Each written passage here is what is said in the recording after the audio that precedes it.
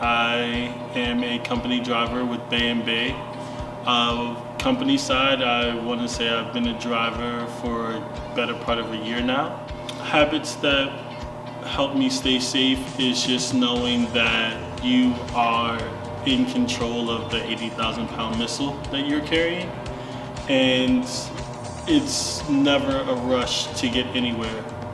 You time manage yourself well, you'll get there on time and safely. To save fuel and get the best MPG, if there's any possibility that I can cruise control for a long time, I'm going to. Given with all the construction going on in every state across the country, cruise control is your best friend, where it's allowed and you can continue on safely. To keep your miles strong and consistent each week, you just have to be very much on top of what you're doing on a weekly basis.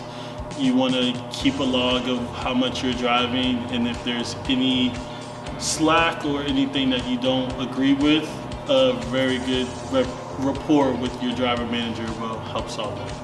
Habits and strategies that help maximize my paycheck. One of the biggest strategy is time management. When you are on top of the miles that you're running, where you can run safely that abide by DOT policies, and you have a good rapport with your driver manager, sky's the limit. And that's the ways that I'm successful with Bay & Bay.